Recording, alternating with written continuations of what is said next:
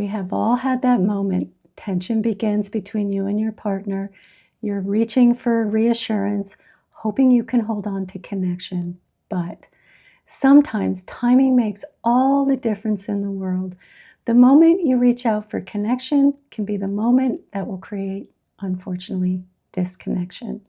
So in this video, I'm going to talk about how timing, insecurity, and the need for reassurance can create distance in a relationship using Madison and Joe's dynamic to show how reaching for connection at the wrong moment can create more hurt and even more disconnection. And at the end of this video, I have a suggestion for situations like this that is incredibly hard to do, but it comes with real benefits. I'll share that with you toward the end of this video because that's when I'll break down the conflict between Madison and Joe. Hi, I'm Dr. Pam, therapist and relationship counselor, and I am really so passionate about helping you grow, both in your relationships and personally. And if that is something that you would like more of, I'd love for you to subscribe so we can keep growing together. And also, I do want to mention that I am aware that Love is Blind is a heavily edited show, so my comments are based solely on what we see in front of us so that I can provide you with relationship insights. And also for this video, I will be using clips from the first 6 episodes. In the first episode, we meet Madison and Joe after they have already gotten to know each other a little bit. When we are first introduced to Joe, he shares that he felt a connection with Madison from the very beginning. One would think that perhaps this exchange that I'm going to show you is just light and casual, but there's more happening beneath the surface. So Joe asks Madison what her go-to date is, and she says karaoke and a snack at 7-Eleven, and then it takes off from there. Any dinner along the way, or what is it, or just karaoke, flaming hot, and then... Why am I having to come up with all this? I'm asking. Is it's karaoke, flaming hot, straight back to the house? I planned the first half, your turn. No, that was good. I can't keep going here. I mean, this is your favorite date. You tell me what's next. This is okay. It's a partnership. Yeah. Right? Okay. Yes. Okay. Planning a date can actually feel quite vulnerable. So when Madison asked Joe to plan the second half, I don't just hear a casual suggestion. I hear something more. Is she feeling a little exposed and wanting to share that vulnerability? Or is she asking for something even more meaningful? A mutually invested experience. She does mention that this is a partnership, which makes me think she is intentionally looking for someone who meets her halfway. It's such an important clue early on. Of course, there is nothing wrong with one person taking the lead on a date, but if what you want is a partnership, these small moments matter. They show whether someone naturally steps in to share the effort or if you will end up carrying more of the lead down the road. And that pattern doesn't just show up in dating. It carries into everything, planning vacations, managing a home, and even emotional connection. Keep in mind, though, partnership doesn't mean doing everything together at the same time or side by side. It's about finding balance. One person might love organizing a trip while the other person can bring the warmth and thoughtfulness to create meaningful evenings at home. So this next conversation may not seem especially deep as well, but it is an important one to have. I just want to touch on the cats here. They do sleep in the bed? Oh the cats my God, you asked me this last night. The cats do sleep in the bed? Sometimes. Sometimes. Do you wake up with hair in your mouth? Do you need to talk about this? Because you've asked me twice. Okay, but if I were to walk in your house right now, is there a bunch of cat hair all over? No! Okay. I guess that's the thing. If somebody doesn't like cats, like I cannot be with them. I never said I didn't like cats. I would take care of the cat. The topic of pets might seem lighthearted, cats, dogs, cat hair, but this is actually an important conversation. When Madison says she could not be with someone who doesn't like cats, it might sound playful in that moment, but it says a lot about living life day to day together. She is sharing something about her values, her lifestyle, and what feels like home to her. Now, there's probably some flexibility here. You don't necessarily have to love cats. But as Joe says, he would take care of them, and being willing to take care of them shows openness and respect for what matters to Madison and that's meaningful. I often encourage people to go deeper in conversations when dating, but I also want to say that these seemingly surface level moments can be just as important as those deep conversations. They help you see whether you can compromise with each other or if you're bumping up against a non-negotiable. These small topics, pets, tidiness, which Joe seemed concerned about, how you spend weekends, can dive into understanding someone's rhythm of life, their capacity for empathy, meaning Joe caring for the cats, and how they navigate differences together. And that's what long-term compatibility really comes down to. So next, they start talking about whether they want kids and where they live. And then the conversation takes an interesting turn. I'm just super excited to live together, essentially. Yeah.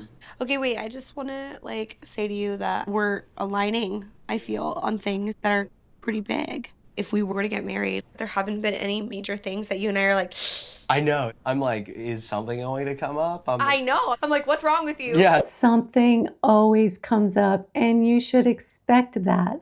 That's where so many people get caught in a trap. You feel that high, that rush of excitement when a connection feels promising, and then suddenly, boom, challenges strike. It can feel disorienting, almost like the connection wasn't real after all. But in truth, this is where the real relationship begins. Early conflict isn't necessarily a red flag.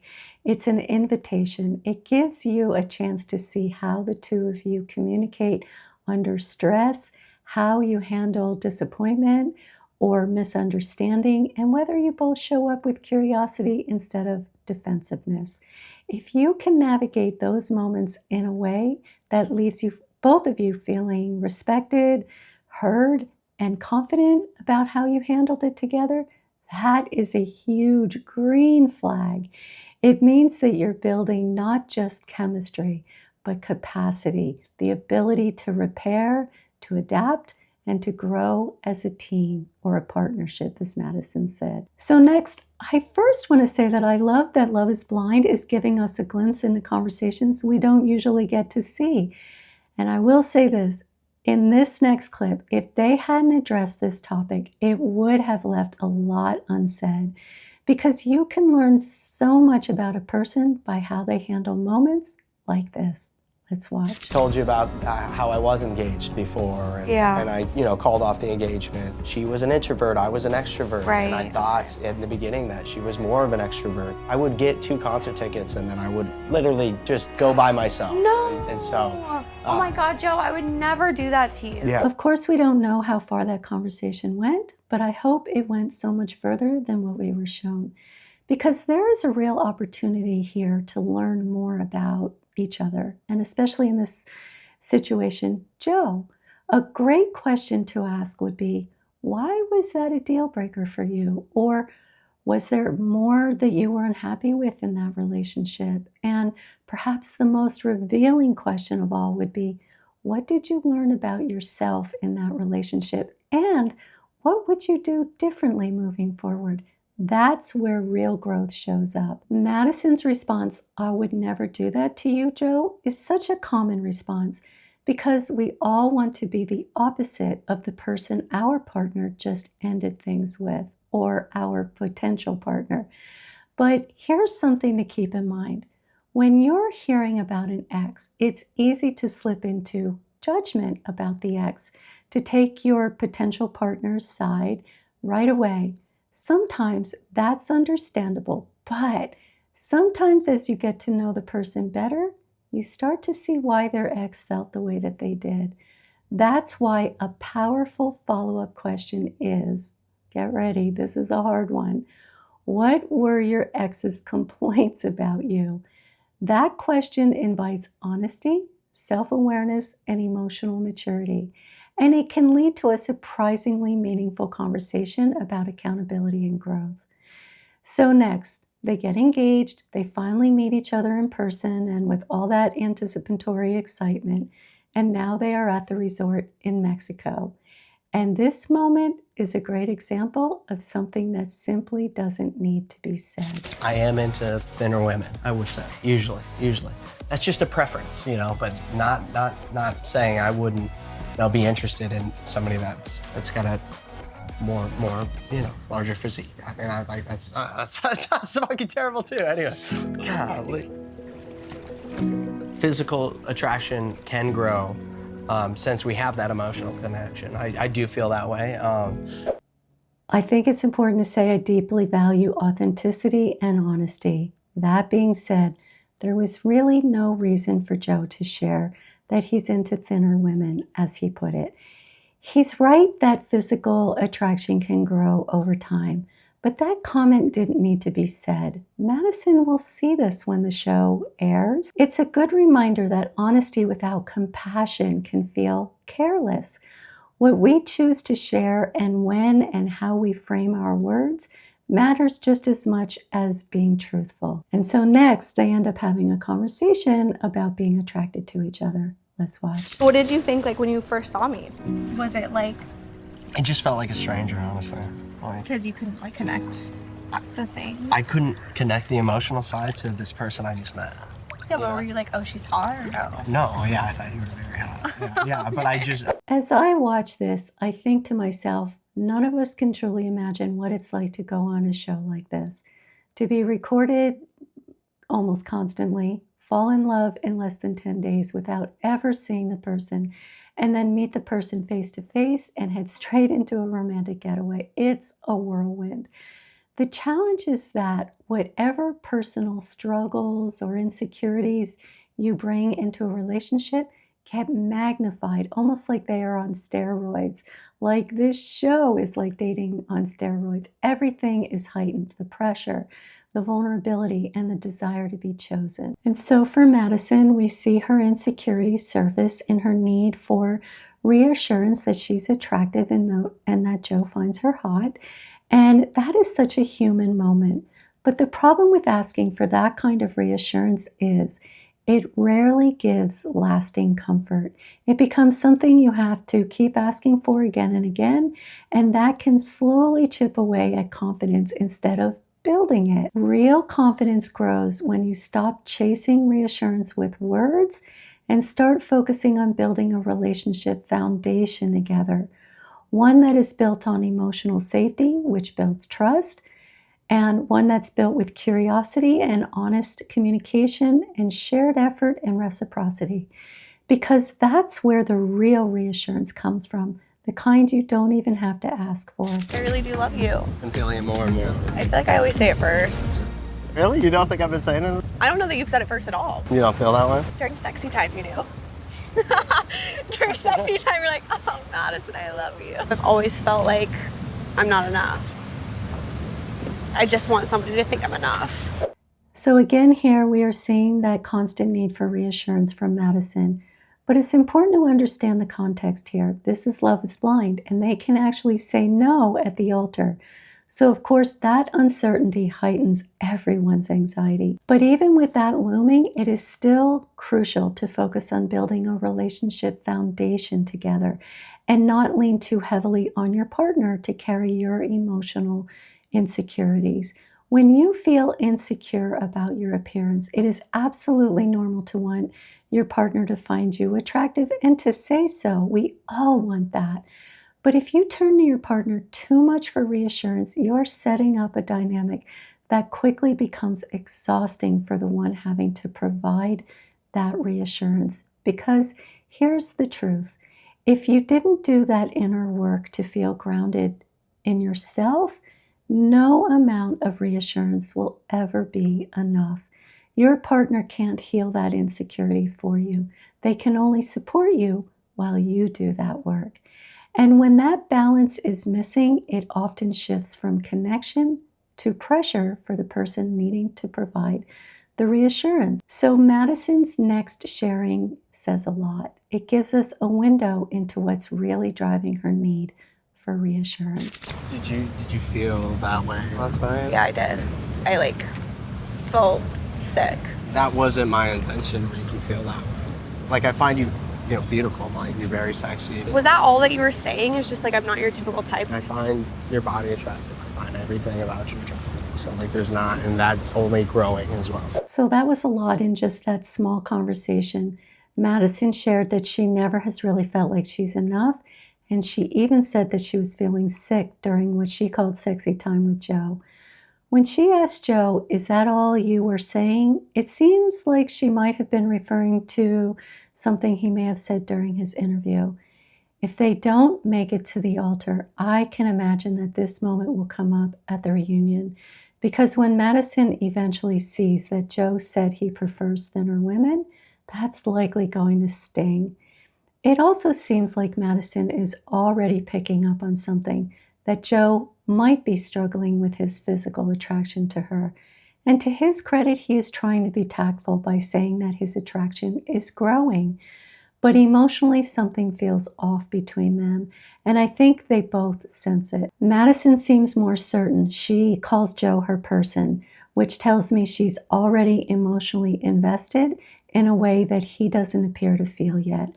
That kind of emotional mismatch is incredibly vulnerable for the person who feels more, Madison.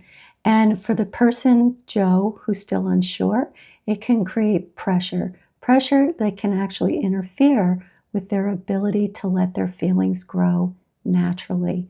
This dynamic is so common early in relationships. One person moves towards connection faster while the other one pulls back slightly to protect their uncertainty and try to move through it at a pace that's comfortable for them. The challenge becomes finding a pace that honors both of you without turning vulnerability into pressure. How are we together? How is it physically? Like, physically amazing?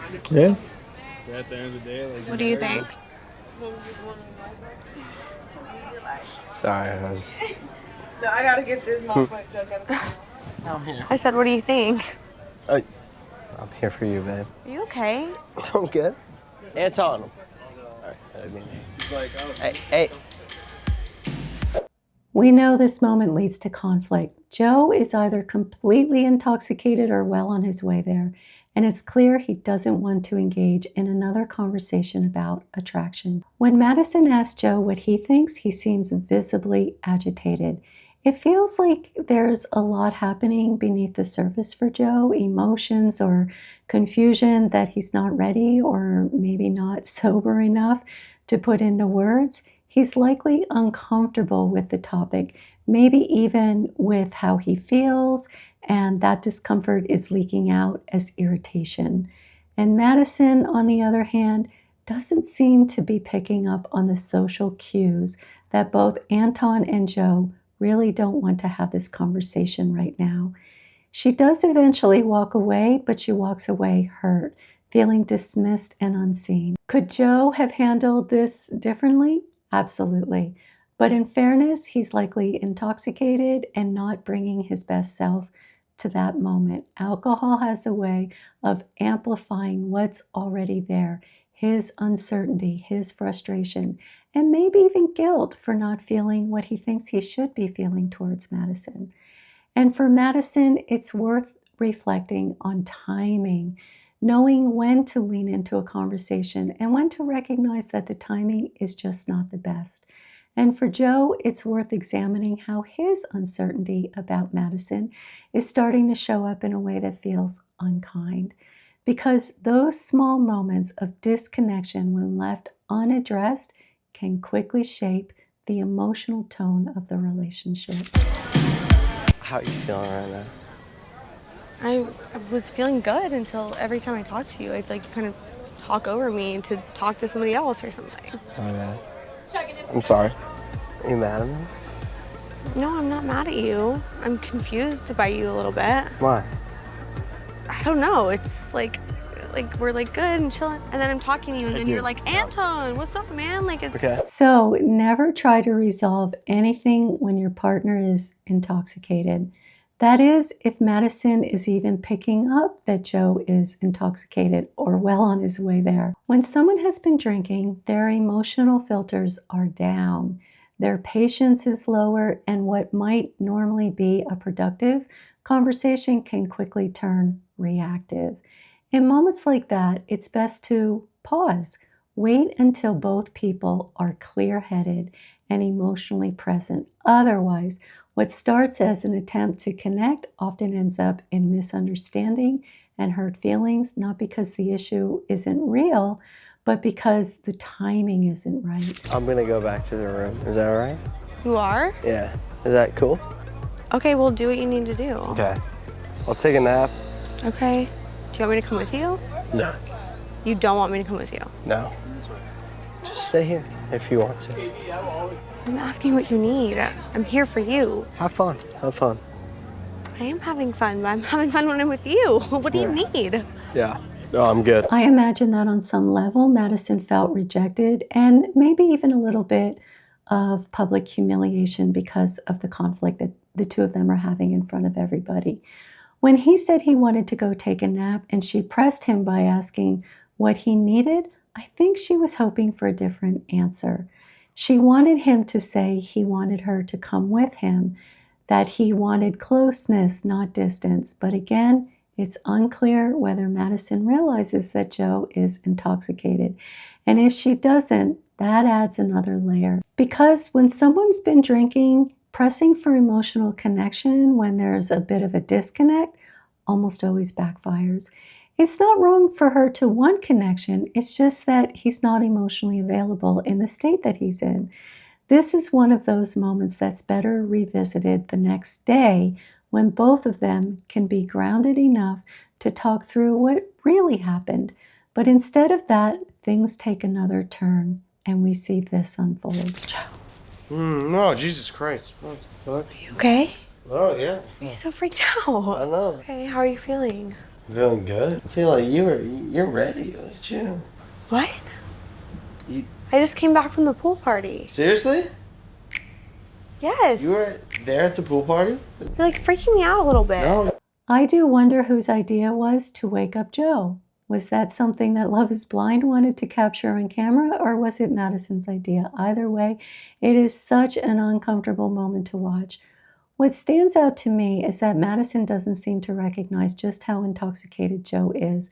Or maybe she does, but her emotions are overriding her judgment in that moment. She's hurt, she feels rejected, she's reaching for repair in the only way that she knows how, by trying to talk to Joe to reconnect. But here's the thing. When your partner has been drinking and is emotionally checked out, pressing for closeness only deepens the pain. The more Madison reaches and pushes for connection, the more she's met with distance, which just reinforces the very rejection she's trying to soothe. This is one of those moments that calls for restraint on Madison's part, letting him sleep it off, giving herself space to settle, and saving the hard conversation for the morning, when both of them can actually meet each other with clarity instead of confusion. You freaked out?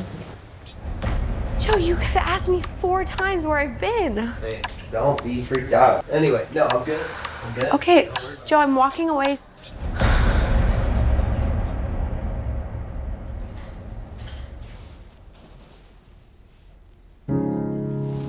And that's exactly why you never try to have an important conversation when someone is intoxicated, and especially when they are trying to sleep it off.